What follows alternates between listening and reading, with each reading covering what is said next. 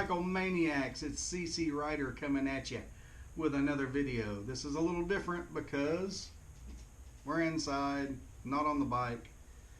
Today it's in the 40s.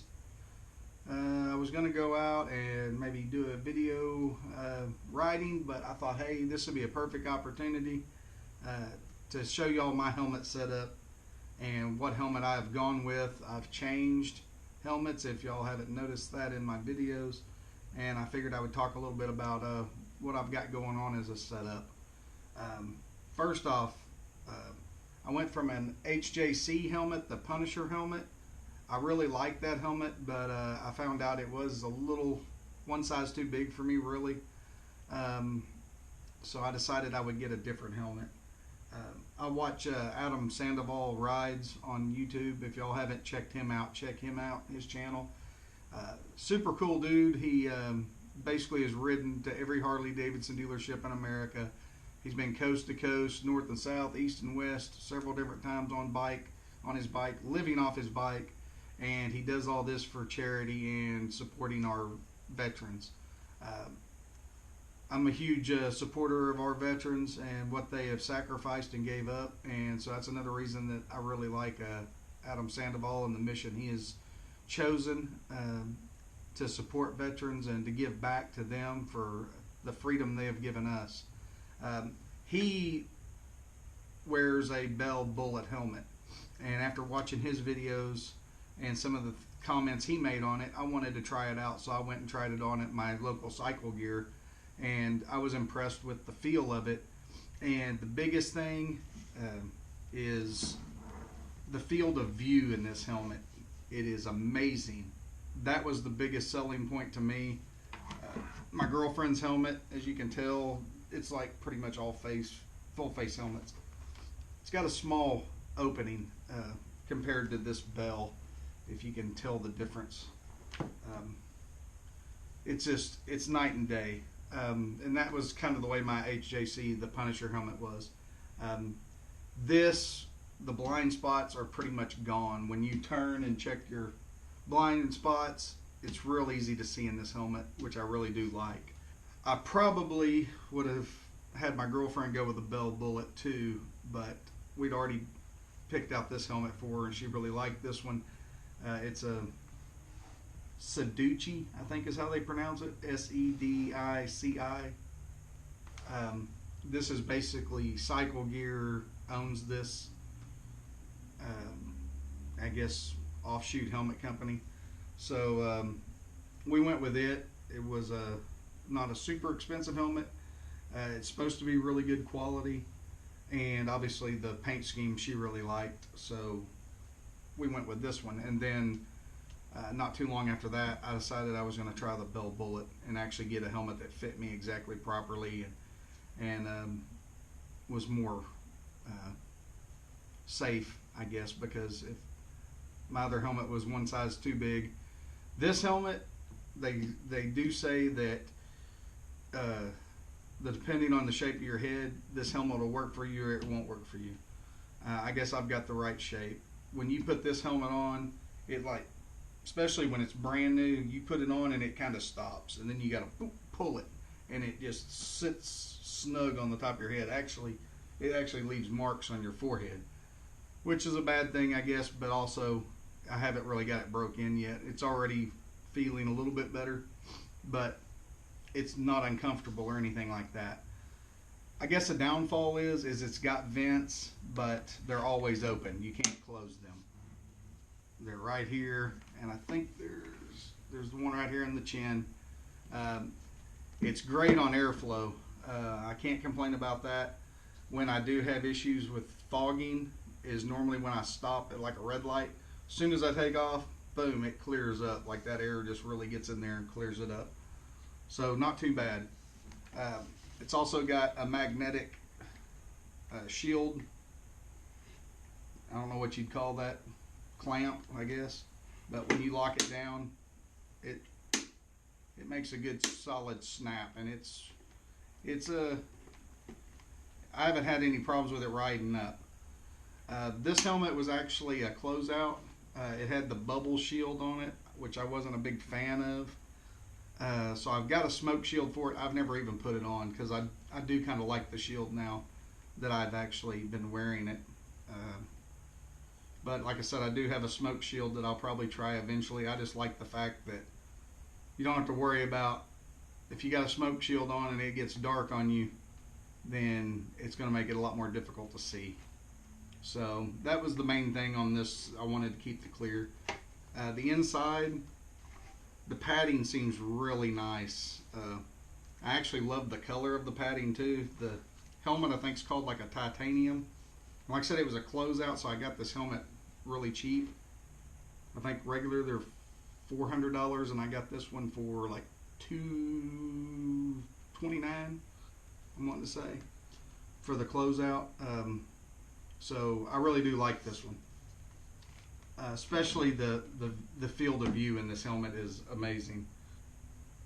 It's also a Bell. They've been around forever. Let me just kind of read some stats on it. The lining is removable and washable, antibacterial interior. It's got a industry-leading 5-year warranty on this helmet. It's got a composite shell. Weight is 1,500 grams. I'm just going by their website. And it is DOT certified and ECE certified. But yeah, those are your two, basically your features of the helmet. I've got no complaints. I haven't been wearing it a super long time, but so far no complaints. I really love like I said, the field of view is amazing. That to me was the biggest selling point. It's just so much easier when you're going down the road and you're checking your blind spots. Anyway, another thing is I went with the Cardo Packtalk Bold dual pack for my Bluetooth communications. Oh, sticker fell out. I went with this over the Senna because this is waterproof.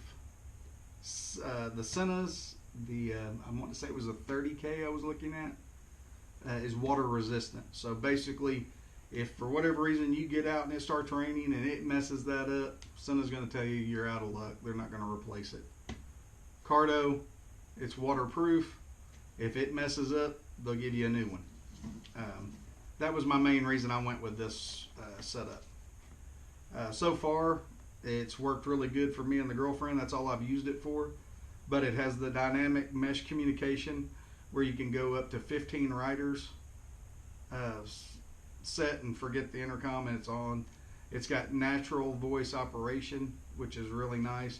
You can just say, hey Cardo, volume up. Hey Cardo, volume down. It's got all these different commands you can do. The range, I don't really know about the range, but it says in perfect conditions, basically 1 mile. Another good thing about this is obviously it connects to your phone and all that. So like if you get a call, you just say answer, it'll answer.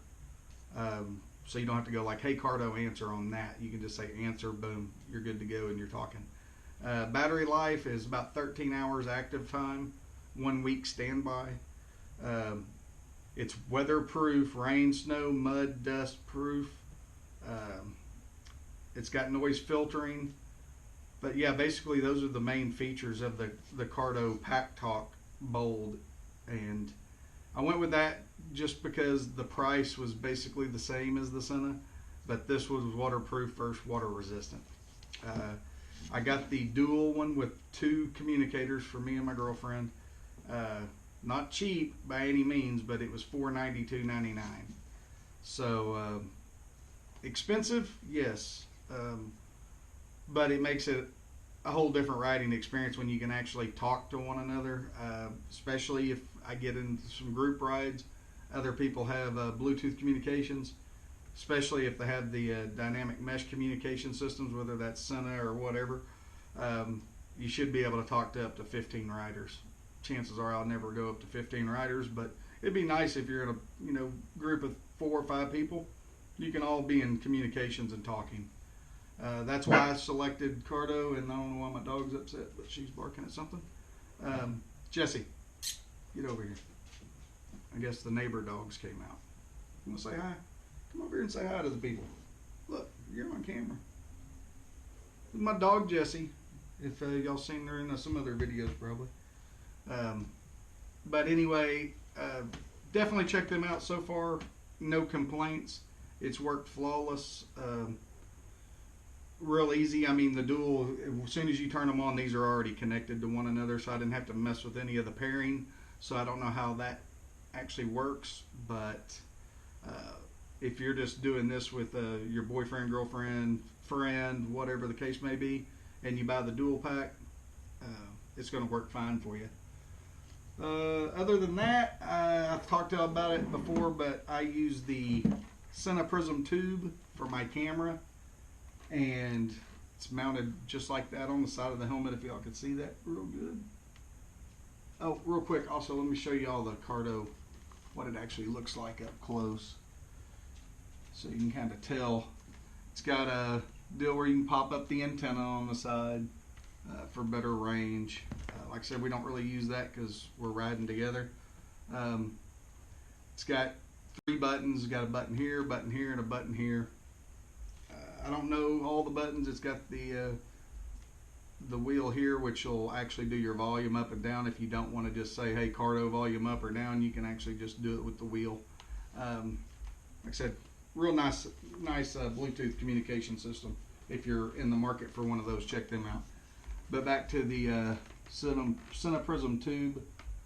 The only issue I have with this camera, I think the video is fine quality wise. I don't like the fact that it's one internal battery, and the battery life, in my opinion, isn't the best. And it would be nice if there was some way where you could remove the battery and buy extras. That way you'd have extra batteries on the road, so if you're out recording and boom, one dies, you don't have to do what I do and put the little wording up saying, hey, my battery crapped out. You can just stop, put a new battery in, and you're good to go. But this is a very, very, very cheap camera. I got this for like $119, and that was with everything, the mounts, the speaker. It's all ready to go out of the box. You just basically hook it to your helmet, run your mic, which I have my mic, if y'all can see. I've got 2, obviously, for the Bluetooth and for the Cine Prism tube.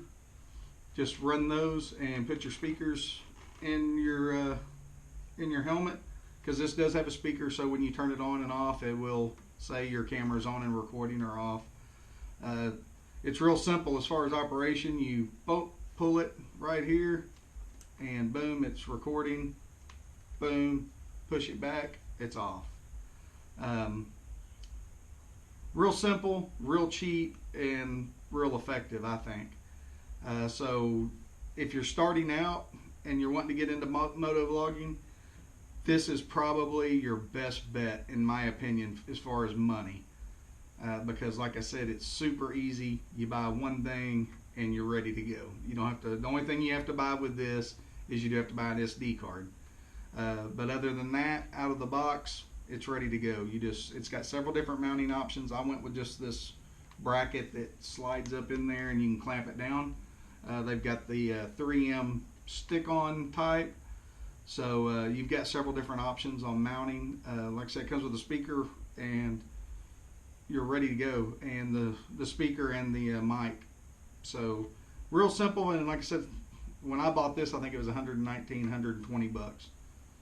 Pretty affordable. Since I was just starting out, I wanted something that was not very expensive to see if this was going to be something I'd enjoy doing, so that's why I went with this one, and it works good. I do appreciate y'all watching again. Thanks, and check back for the next video. Bye.